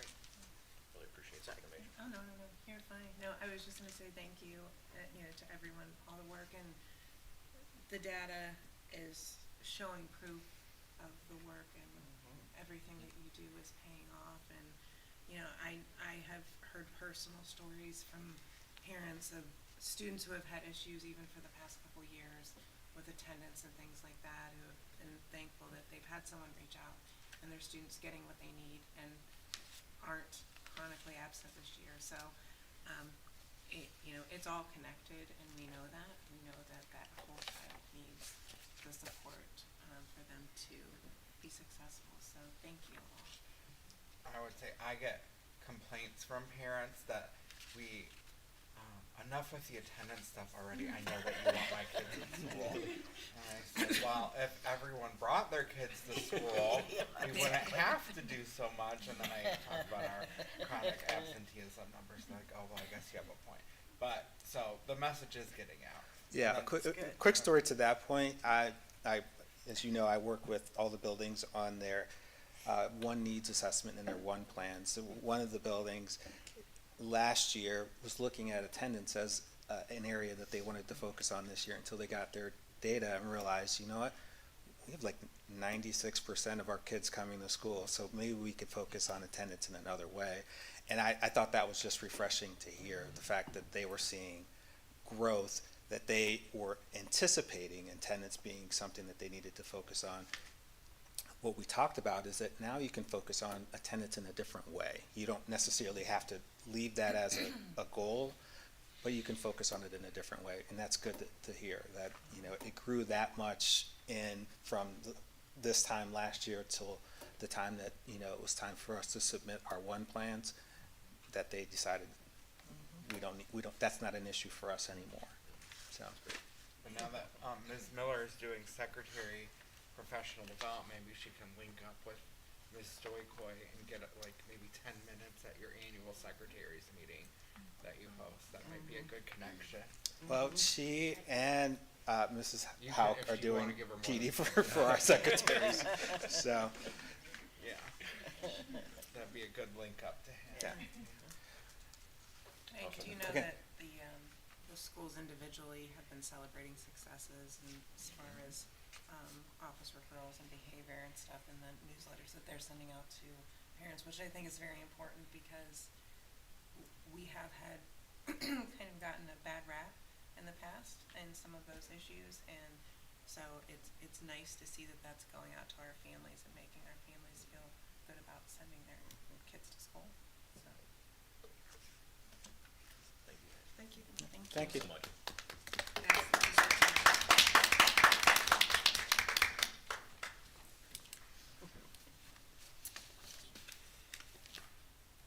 Item E is Treasurer's CFO's Business Consent Agenda. Ms. Stokoe. Thank you. I'd like to recommend the Board of Education approve all items listed in the treasurer's consent agenda. So moved. Second.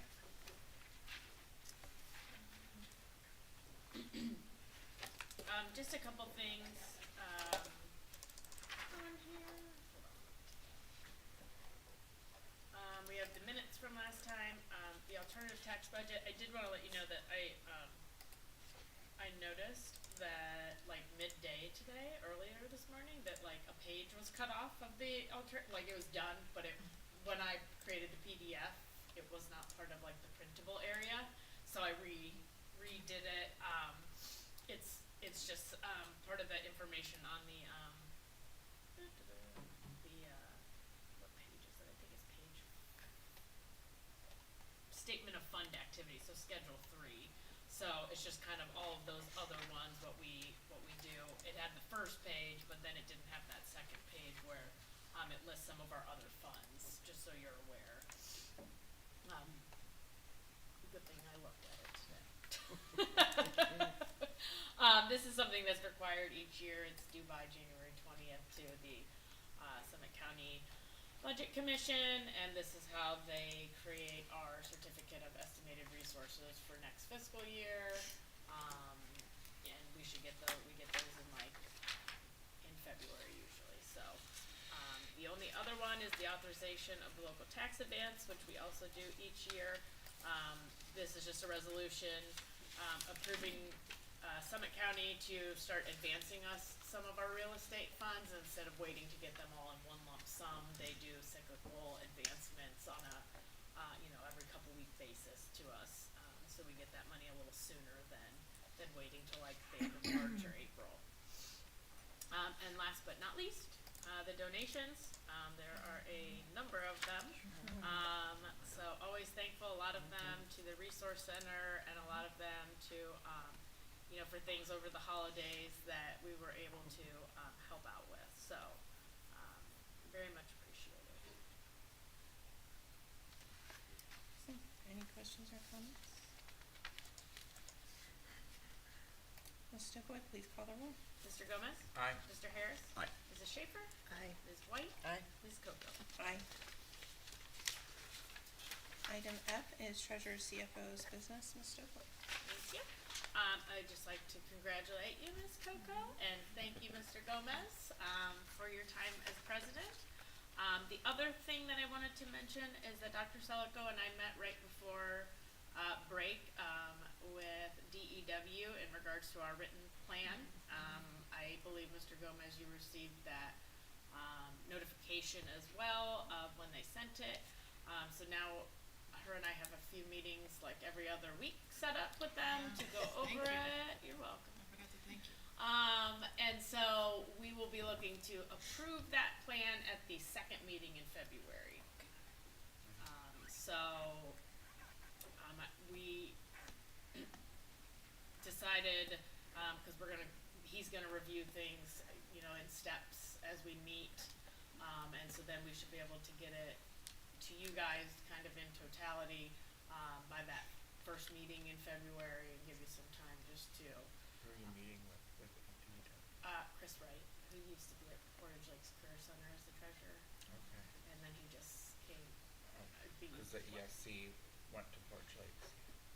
Yep, so, but I've known him, so, we should be good. I'm already working on it, and like you said, we pretty much had it. Obviously, it's a little more involved because it involves ODE, but. He was It's a very little more- complimentary of Christy too. He felt that he was not worried, and he Yeah. just felt that confident that she would get that done. Yeah, it's a little cumbersome, but, we'll get it all done, and, I think we have a meeting scheduled, our first one next week, to kind of review the first stages of it, so, just so you're aware, that's the timeline, the plan. And then it'll be submitted, like, the day after the meeting will be the official approval submission to them, going forward, but we will have to technically, in a sense, pass like a new forecast and the written plan and all of the associated aspects of it, so. Ms. Koga, I know you wanted to have a financial conversation early on this year. Would that be a good time to do that? And Yeah, I was thinking that we had discussed with Ms. Stokely of doing the financial discussion at the next meeting in January. Would we have that information by then, or should we try to push that to the first meeting in February? I'd say probably the first meeting in February, Okay. cause we'll have, I think, met with him twice by then, maybe even 3 times, I'm not sure. And so that should be more solidified. And at that one, because it'll pretty much look like a potential new forecast, maybe I can, not as in-depth, but briefly present that and show the changes and how they affected the forecast.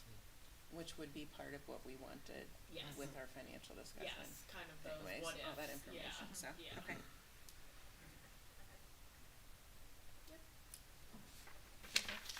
Thank you. Right. Item G is Superintendent CEO's Business Consent Agenda. Dr. Selico? Thank you, Ms. Kugel. I'd like to recommend that the Board of Education approve all items listed in the superintendent's consent agenda. So moved. Second. Doesn't look like I've been doing much work this last month. I got one item there, and slacking. Just like to mention, under some personnel item, just personnel, long-term substitutes. We are going to be hiring a paraprofessional who's, Ty Linder, who's been with us in many capacities and very loyal to the district, so he's gonna move over from a substitute to a paraprofessional. The wrestling coach position to be filled.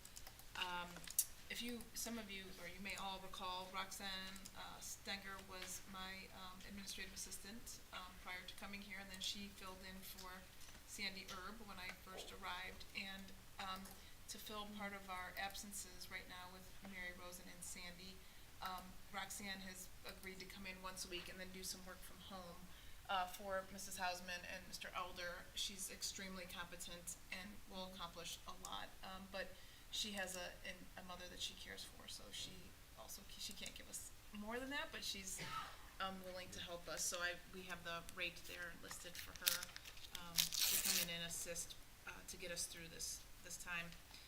We have some leaves of absences, and we have 2 retirements that you see there. Judy McGarry at the high school, she's a high school monitor, and our very own Jody Hausman, who, as you know, will be retiring, but also through my recommendation that we consider rehiring her later on in this year. And that is it.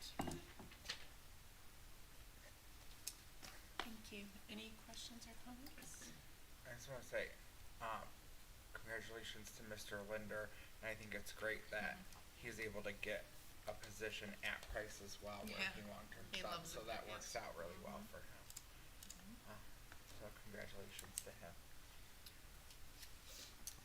Okay, Ms. Stokoe, would you please call the roll? Mr. Harris? Aye. Mrs. Schaefer? Aye. Ms. White? Aye. Ms. Coco? Aye. Mr. Gomez? Aye.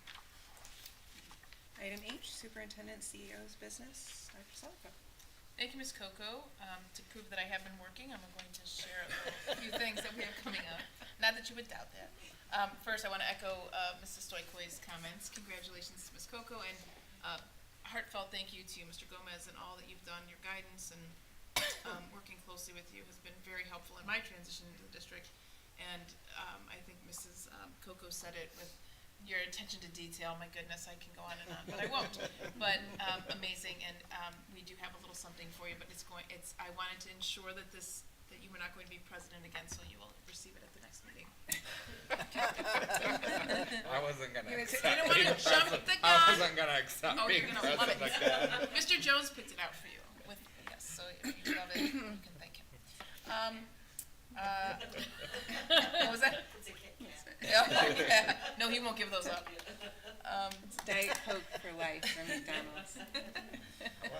No, I know. I wanted to, I'll just mention quickly the Black Tiger family. There was a slide up there with some pictures that were up there very quickly, so you may not even have captured it. But we met there on site this week and just debriefed what we've done thus far, the progress we've made, and what it looks like moving forward, and our sustainability plan. Right now, we haven't had to dip into our financial donations, which is great. The generosity that you see is just amazing, and so we are just helping so many families, and I'm just really appreciative of the partners who attend our meetings. We meet quarterly, and they have been just so gracious and thoughtful and mindful and just all those things that we're just very happy. So I just want to again thank everyone for their work, both internally and externally, for all the help that we're providing for our Are there families. any items that are needed there now? We have a wish list, a running wish list on our website, and it's again, cleaning supplies, hygiene, those are the big ones. Okay. And again, it's on the lit, it's on our, I what know, were you saying? but it's hard to find it. You're going to update it? For January tomorrow. Okay, Where do you find it? Cause it's like a different website and that's it's, true. It's on the Success and Wellness website. It's in the first drop down to under, on the district website, under families and students, I think. Yeah, it's easy for stuff to get lost, which is unfortunate, but there's so much to put out So there. we should check it tomorrow after you update it, or maybe Friday. Now you know what you're gonna be doing. We should check it Friday after you update it. You said it out loud, so. That is fair. But it's always, I can tell you, it's always what we've learned is detergent. I can't toilet access paper. it from this computer, Mr. Oh, Hunt. you're right, you can't. I just clicked on Black Tiger Family Center. It says you can't look at it. So No access. see, We'll work on it. I told you it was hard to get to. Not making- So yeah, I just wanted to mention that. Our Kent State, the sixth district, I went to Kent State yesterday, saw Ms. Zeman there on a date with her husband, who also is a director, and got a chance to visit all our students. One student, Mrs. Zeman and I were talking, and Lydia came over with much excitement and asked me to come over and see her display, and I got a nice long explanation of, just saw her passion and excitement for her program.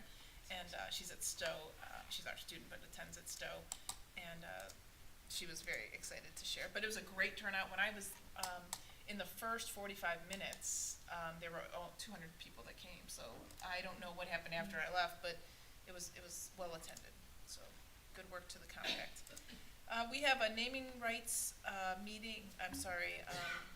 event coming up on Thursday, the 23rd. Now, we had to move the time, which might not work well for any of you or some of you, but at 4 o'clock, and I'll put a report in as to reasoning and all of that in your updates this week. But essentially, it's about daylight and what we want to do in that. So I just saw Ms. Stewart sent today the flip book, so please take a look at that. She's done a great job with that. It looks very professional and probably saved us a whole lot of money in doing it ourselves. So we're excited about that. And then I'll be attending the Boosters Night at the Races this Saturday. We also have Business Advisory coming up next week. And then I have my Sip and Share, the coffee chat. If you recall, I did it in the morning, and now we'll do one in the evening next, the 14th, whatever that is. I think that's Tuesday. So I will be doing that at 6:30 in the library here, right? So that will be kind of the first, it'll be the same topics that I covered the first time, which is another opportunity for those who couldn't make it in the morning to attend. And I think that's it for now. Thank you. Thank you very much. Moving on to board business. Number one is policy adoption. It is recommended that the Board of Education adopts the following policies. Section D, fiscal management, DAB general revenue fund cash balance. Section E, support services. EEACD, drug testing for district personnel required to hold a commercial driver's license. EEACD-R, drug testing for district personnel required to hold a commercial driver's license. Section G, personnel. GCPA-2, reduction in professional staff workforce. Section I, introduction. IGAE, health education. And new, the DEIB policy. So moved. Oh, are we? Sorry. Section A. No. It has a code now. Oh, and this diversity, equity, and inclusion is under AEA, section A. Thank you very much, Mr. Banks. So moved. I already did, but Oh, I don't know. I know, I'm sorry. She was still reading. I didn't know. Mr. Gomez is busy coaching me. I know. It's okay. I'll second. Either one. Any discussion? Ms. Stokely, please call the roll. Mrs. Schaefer? Aye. Ms. White? Aye. Ms. Coco? Aye. Mr. Gomez? Aye. Mr. Harris? Aye. Two is program of studies, the second read approval. It is recommended that the Board of Education approves the program of studies for the Cuyahoga Falls High School for the 2025-2026 school year. So moved. Second. Comments and discussion?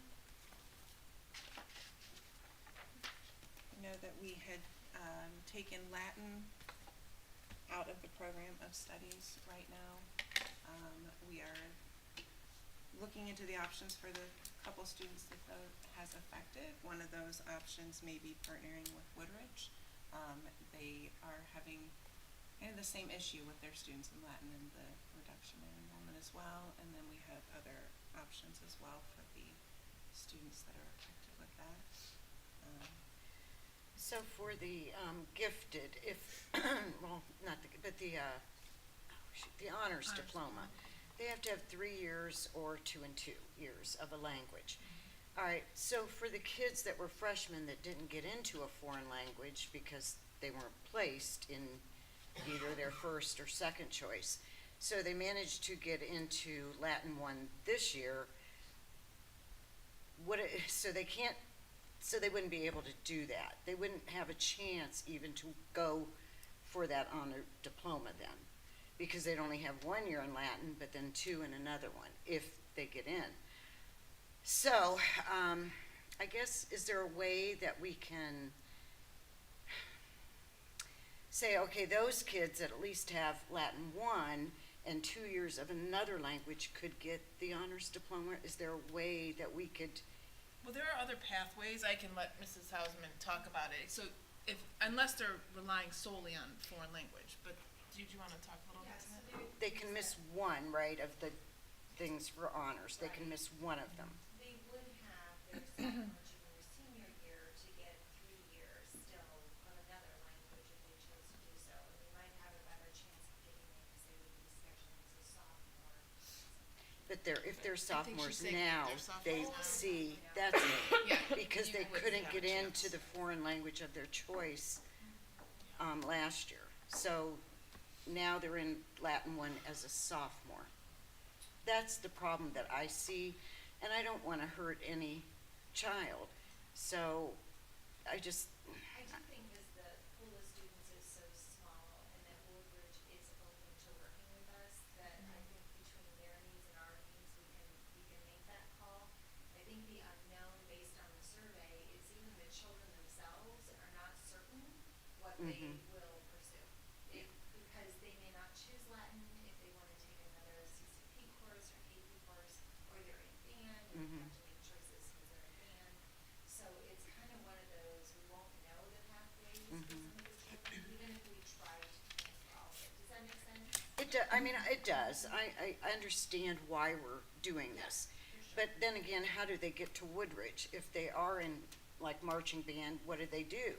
How do Well, they get there? We were talking about doing it zooming them in. Okay, So whether it's at Woodbridge or on site here, there's always the potential for a scheduling conflict.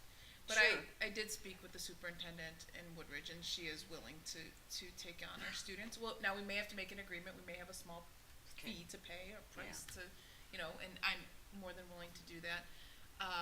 But we're gonna explore ways of zooming, and of course, she probably has some contractual things that she's gotta work out, so I don't wanna get too far down the road, be respectful of what she'll have to do.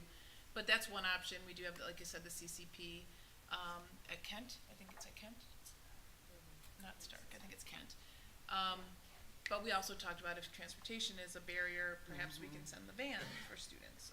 So I think we have some viable options that could help our students. okay, that's what I guess I'm, just, there's probably not many, but just a few Yep. maybe that would have to do something, and I Yeah. don't wanna hurt any student. Right, and that's why we've worked hard, and the Woodridge one was a last minute, addition to our plan, and we're like, oh, I guess we almost missed our neighbor, the obvious, but, yeah, we do think we can accommodate, again, as long as scheduling works, but there's always I that know. risk, as you know.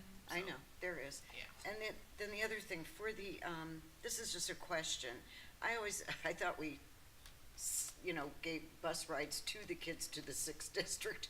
We don't, though, we don't provide transportation, they have to get there on their own. No, we do. We do? Yeah.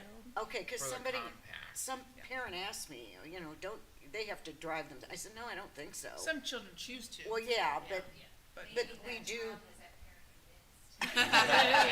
convinced? so because I did The that. student might question have came told their up. parent that Yeah. they didn't have to be harassing. It will be, right, but I know anyway, that if they need Yeah. to get back for a class, yeah, sometimes they they come leave back. early, Yeah. right, okay. Like for band, they Yeah, wanna get back for band, I band, know. then they drive back early for class. Yeah. So sometimes Okay. they do drive separately. that was just some concerns, thank you. Yeah. But I handled it. Thank you. Any more questions or comments? Well, I think, Oh, go ahead. I think ultimately there's also the option too that if there's enough, I mean, Woodridge is looking at the same situation we're looking at. So they are looking at a situation where they have a full-time Latin teacher that perhaps they don't have, the course load for, which is unfortunately the situation that we are in as well. So there is the possibility that we could share a staff member if the possibility is that Zoom is not an option or something like that. We could share a staff member, split the cost, split the fees. In other places around the state, it's much more common than it is here in Northeast Ohio to do things like that, especially for things like languages and more specialized skills. It's not as common here because districts are usually larger, and but in other places around the state, this is a pretty common thing that people do. So that's an option as well that could be explored. And I appreciate that, but what I didn't get into with her yet, is she says she has the schedule, cause this was like a last minute, like it was a quick call, like, hey, do you think we can do this? But, she has the schedule done, so I'm curious, what I don't know is if it is a full schedule, or if there is time. Yeah. So that's the other part of this conversation, like, hey, could that person maybe come over here and teach a period or two? I don't know Yeah, that. 1 or 2 periods. So, Yep. I So think there are there's a options. lot of pieces, parts to that. Well, I know we used to have like, an AM and a PM teacher at the high school. Do you remember that all? Okay, it was probably before you were here, because it was when I was a beginning teacher, so it's been a long, long time. But, Miss Smith used to come in for half a day, and then we had another English teacher that did the other half. Now, that would be off, you can't do that at elementary, but we used to have that in our Oh, contract. a job share. You're talking about a job share. It is kind of, yeah. Yeah. So I didn't know if that would, I don't know. But yes, it's similar, what you're Okay. getting at. Yeah, Okay. we just have to, and I haven't talked to Ms. Bogdan about it yet, because this was just hot off the presses. But now you know our plan, that you can explore, Ms. Bogdan, with maybe the HR director of Woodbridge. Yeah, I think there's a lot of Okay. possibilities that could Yeah. make it happen, but So if we are, still working on a Latin option, so would we still want to approve this program of studies minus the Latin, and with hopes of adding a Latin option in So, here? right, I think if we treat it the way we That's, I did think- French last year, we can make an amendment to Okay. it I next think- meeting. Cause by next meeting, Ms. Hausman, I'm gonna ask you to, and Ms. Bogdan to have a plan. Let's explore that a little bit more to see if, what's viable for us, and then we'll And I we'll come back to it. appreciate the, I the lengths to try to accommodate the students that are pursuing Latin as a language. Me too, because it is, Yeah. it's a fundamental language. I mean, English is Germanic, but so many things, you know, whether it's plants or medicine or law, it all goes back to Latin. And it's such a wonderful language to learn. It's a shame. I mean, and then we'll only have American Sign Language and, Spanish. That's true. it.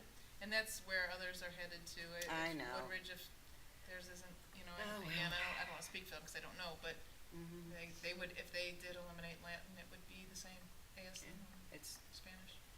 yeah, it's just kinda sad. Oh, well. Yeah. I'm excited that we have those languages, but. I know, I am too. I like the fact that we have the American Sign Language, Yeah, but, that's great. yeah. Dynamic teacher with it too. So Oh, that's what okay. makes it even Thank you. Thank you. Okay, Ms. Stokely, would you please call the roll? Ms. White? Aye. Ms. Coco?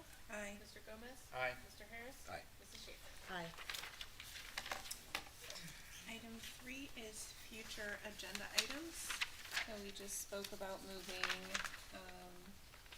the financial discussion from next meeting to the first meeting in February. And then I believe in February also, we have, gifted presentation, right?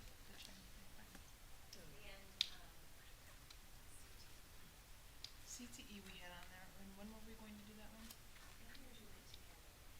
what was that gonna be?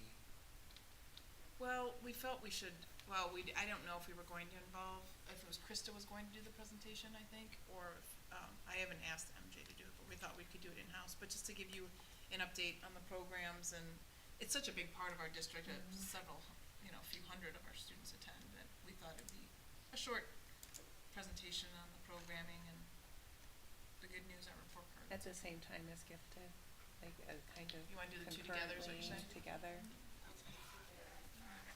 Saint, or we can, which one? I'd have to look at what else we have, let me see. Well, I because we was just put finance on. Right. Okay, yeah. Oh, so we can move one of them, for sure. Yeah, that's not a problem. See, I'm So- seeing if he has drafts.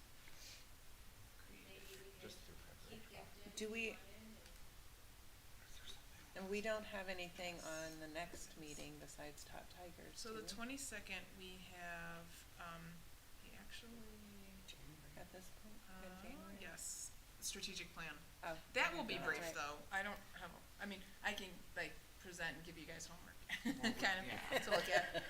And that's all we have there on the 22nd. And then,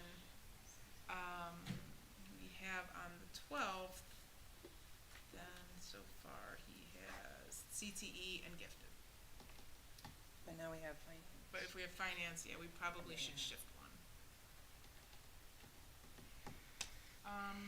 We can move, well, it's the board's preference, Well, which one of those presentations do you think would be the most time? Probably gifted, right? yeah. Okay. I know So- Mrs. White has been requesting that. It's so- okay, I mean, No, that's I think fine. we do that one, I think we do gifted on that month, and then we'll move CTE out. Okay? Okay. So that was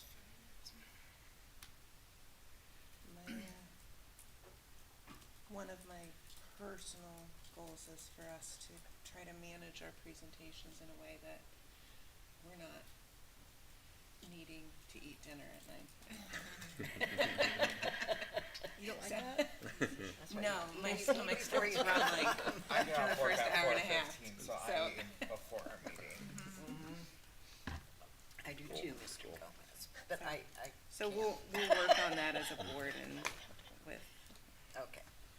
Dr. Selico on trying to find a nice balance. It's hard because we have so much going on in this district. Yeah. And as a board, we Yeah. want to know, which is good, that we want to know. Yeah. Just need to find a way to effectively fit everything in and not kick cans down the road, because then we have long days too, so.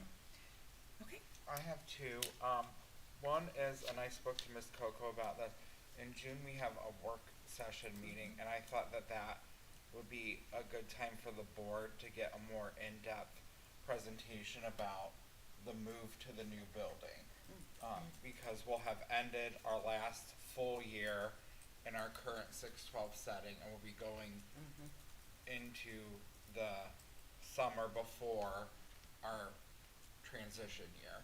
And so if we could have at that work session kind of walk through what that year is gonna look like, what that transition's gonna look like, and then I think as board members, we all have a lot of questions percolating, but maybe we'll hold on to them until then, and that'll help you all as well. But then we can kind of ask our questions that we have about that, and then help throughout the summertime as we're out and about a lot in the community, because there's so many community events in our community, help share that news, because when we're out and about a lot in the summertime, people ask us a lot of questions. That is And that's true. definitely something people will be asking us a lot about. So I thought that would be really helpful, and I know we'll have a pretty good plan in place because we've all been working really hard on it. So I wanted to at least let you get through this year first, but I thought that would be really helpful for us as the board to have that Yeah, information.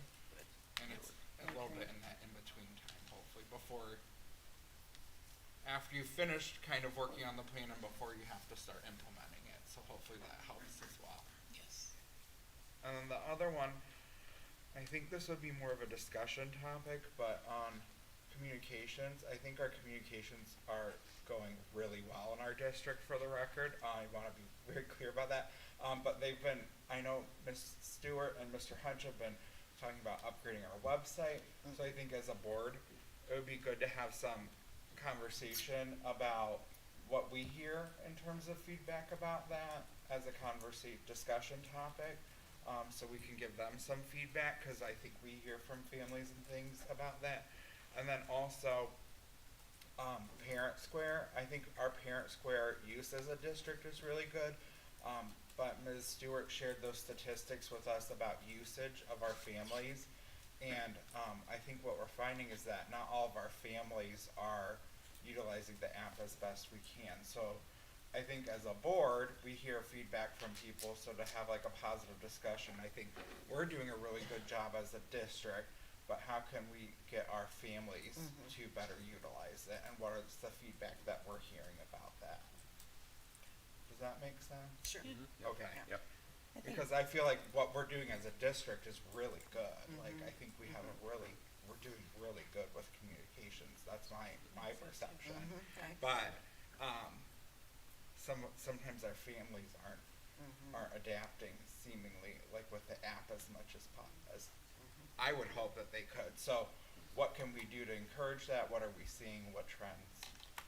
So it would be a discussion of what we're hearing in the community, passing that information along, is that what you're Yeah, because kind of if we envisioning? don't have it at a board meeting, we can't really have Yeah, that we can't. We conversation can't as have a it on board. Friday. Okay, You know? Yeah. I think we Okay. can put that on our next meeting as a discussion item. Okay.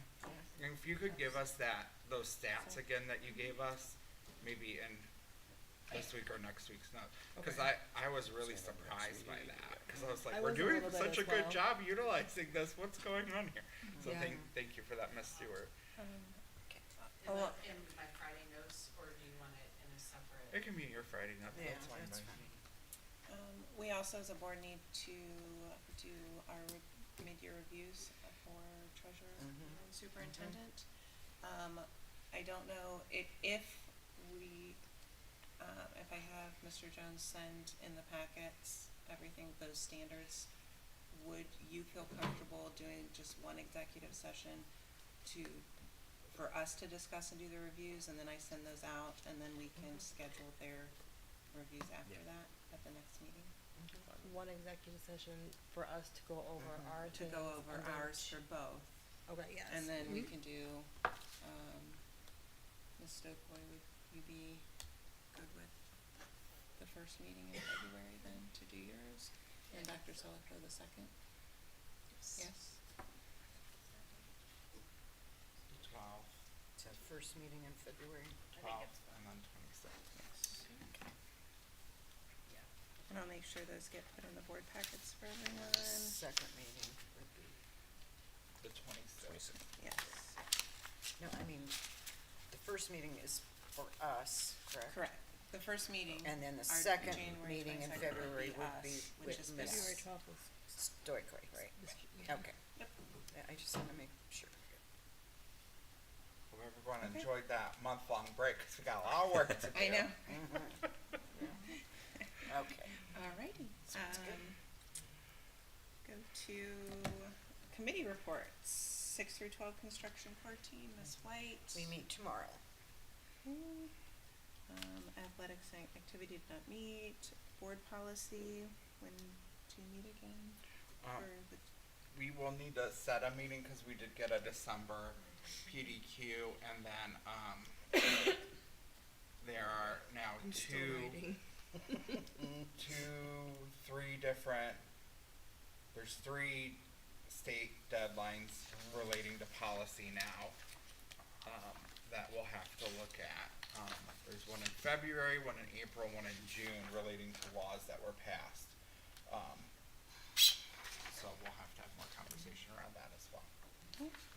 Business Alliance meets next week, District Wellness Committee, Ms. Schaefer. We meet at the end of the month. Financial Advisory. I believe the Foundation and Alumni, does that meet next week? Mr. Foundation Evans? meets next, Tuesday evening at 6 p.m. in the CPC, and, they asked that I attend with the new person to introduce them, and I told them that I would, and I have to send them your email and, the board meeting dates. now that they're approved for Top Tiger. Okay. So you're sending them those dates Yes. then, thank you. Legislative liaison, Mr. Harris? The General Assembly's back. New leadership has been chosen. I will have a little bit more of an update. I'm looking into reintroducing myself to our new state representative here in Cuyahoga Falls, because we did have such a really good relationship with Casey Weinstein, Representative Weinstein. So I want to make sure that we are keeping that good communication with Columbus. So And who is that, Mr. Harris? Did uh, you say? that is Representative Bill Romer. Yeah, and I only say that because there's a couple, now that they've changed, I saw some of the names come through, but I also wanted to extend to all of our reps and our senators as well, just so we can Yeah. reach out, because we will be inviting them to our advocacy meetings. So they asked us all to make personal connections. Would you mind sending me all the people? Yeah, absolutely. I'm Our sure you- senator is Christina Yeah. Rogner. And it's Rogner still in, yeah. but And then if there's our- others that I'm missing. Our senator for Silver Lake is Casey Weinstein, and our representative for Silver Lake is Derek Hall. Yeah, Derek. Yeah, if I can get, if you have their Actually- contact, whatever, that would be So great. we I'll can just- still use them because they I will are. reach out to all of them. Yeah, I'll send it over Are, to you. are you Okay, sending out thank you. contact information for these as Yeah. well, or just the Just names? sending contact. You just want contact information, right? Just to the duck. Is that what you mean? For me. Yeah. I don't know if you're talking to me or No, myself. I was just say, would you mind, I know that a lot, that we like to advocate as well sometimes on Yeah. different issues, would you mind sending that out? to Yeah, the whole absolutely. board Of so course, that we yeah, have yeah, a for list? sure. And I'm glad you mentioned that. I know that, and I'll talk a little bit more about that in my comments, we're gonna see a little bit more of, some, things as school board members we might not be agreeing with coming out of this General Assembly. So, it's gonna take a lot of, advocating from our part for our folks back here at home, so. Thank you very Mhm. much. Student achievement liaison, this one? No, we meet next month. Alright, and that brings us to number 5, comments, Mr. Gomez. Thank you. Before we meet next, the Lego event is coming up on, I believe it's January 18th. In downtown Cuyahoga Falls, hosted by our art program. It was really impressive last year, so I encourage you to attend. If I got the date wrong, which I might have, there's a poster right outside here, so fact check me on the way out. Correct. Okay, January 18th, yes. So it was really wonderful last year. I did invite you to check that out as well. And then over break, and I know others will mention this as well, but we lost a retiree that meant a lot to our district, Jody Tucker, and I just want to honor Mrs. Tucker. She started working in the district in 1998, and I had the honor of being one of her first students at Preston Elementary School, and she's one of those people that made a huge impact on me. I can remember lots of things about her classroom, and one of the things that is really a gift of getting to serve on the school board and the district that you're from is that you get to reconnect with people that were your own teachers. You get to honor them when they retire, and then in this case, I got to sadly attend one of their funerals as well. But to have those experiences and to get to honor people that made an impact on me, and then get to honor them at our meetings as well. It's a real privilege of getting to be able to serve. So thank you to Mrs. Tucker for everything she did for everyone in our district. Her impact was very large. Thank you, Mr. Gomez. Mr. Harris? Welcome back and Happy New Year. I hope everyone had a very restful holiday break. Congratulations, Ms. Coco. Looking forward to your leadership, and I know you'll knock it out of the park like you do everything else. And thank you to Mr. Gomez for your leadership these last few years. We came into this role with a lot on our plate, and we in the district are in a better place because of your leadership and guiding us through everything, so thank you. And I want to take a moment, I do this every time we have a snowstorm, just to thank our maintenance and grounds folks for keeping everything clear. Joe, if you could pass along my thanks to them, walkways, parking lots, everything. We really appreciate that. And then lastly, I have an article.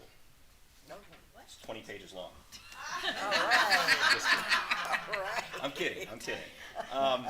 As you guys, as everyone may have heard, we lost the 39th President of the United States, Jimmy Carter, just recently at 100 years old. I just wanted to take a moment to highlight some of his, everything he's done for education, both as, I'll share some stuff, I'm sure some stuff you didn't know. Jimmy Carter campaigned for president on a promise of establishing a federal Department of Education. And after some hedging on his part in multiple internal and external political battles, finally delivered on the pledge late in his one term in office. The creation of the cabinet-level agency elevated the federal government's role in education for decades to come. I don't know what history will show, but my guess is the best move for quality of life in America in the future might be very well the establishment of this new Department of Education, because it will open up for the first time some very substantial benefits for our country, Carter said, October 17, 1979. The achievement was arguably the high point on education in a long public career in which Carter served as a local school board member, a Georgia state legislator interested in school reform, and a governor who delivered an overhaul of his state's education system. Carter nominated Shirley Hofstetter, a federal appeals court judge in California, to be his first Secretary of Education. On May 7, 1980, the U.S. Department of Education came into existence. Speaking on the South Lawn of the White House that day before a crowd of cabinet secretaries, members of Congress, educational leaders, including NEA officials, parents, and others, Carter said, "Because of you, the voice of education, the concerns of education, and the needs of education will now be more clearly heard and more clearly represented at the highest level of our government." I want to add, so I wanted to take a moment not only to honor the memory of President Carter, but I also want to recognize his lasting contributions to public education across the country. His legacy serves as a reminder that education is a fundamental pillar of our democracy, one that must be nurtured, protected, and strengthened. In these politically divided times, we cannot allow public school students, teachers, and staff become victims of culture wars and partisan attacks. We simply cannot. The recent news about threats to the federal Department of Education in Ohio's public schools is troubling to me, and I'm sure it's troubling to everyone here. And I fear the coming years will be challenging for public education. But I am hopeful. My work here, the work of my colleagues and administration, revolve around our students and our families. They are our focus, and they always will be. Every decision we make here is in their best interest, and it will continue to stay that way as long as I'm here, as long as we're here, despite the inevitable anti-public education policies we'll be up against. So I'm looking forward to another year of serving, and I'm done talking now. Thank you very much, Mr. Harris. Mrs. Schaefer. I don't have much. Congratulations, Ms. Coco. Looking forward to your leadership this year.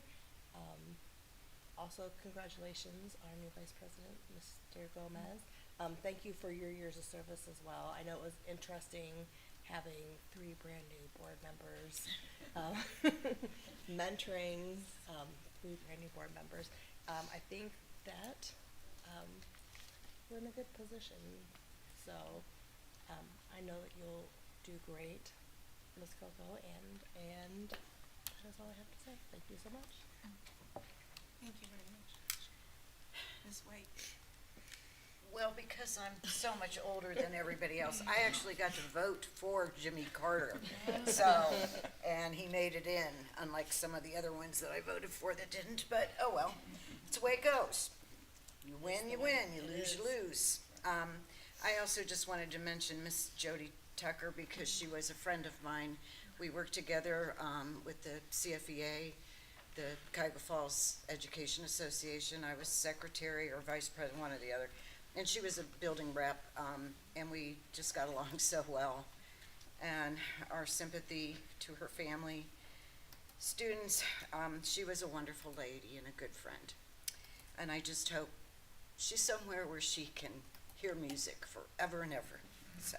She's leading it. Yes, there you go.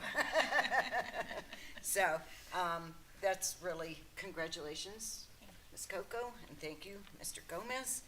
And that's all I have. Thank you, Ms. White. I don't have a lot to add. I do have one other event. The All-City Band is on the 15th from 7 to 8:30 next Wednesday. I won't mention the ones everyone else has, and we may have missed a few, but that is happening before our next meeting as well.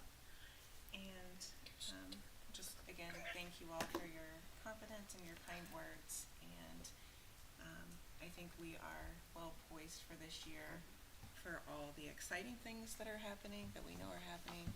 The 6 through 12 campus will be in completion, and we are also anticipating things that we may not necessarily want to do, but this is what we signed up for and to serve, and we will do it. So, thank you all. And then just, again, I would be remiss if I didn't mention Mrs. Tucker. The amount of students who were at calling hours, and then I attended the funeral also with Mr. Gomez.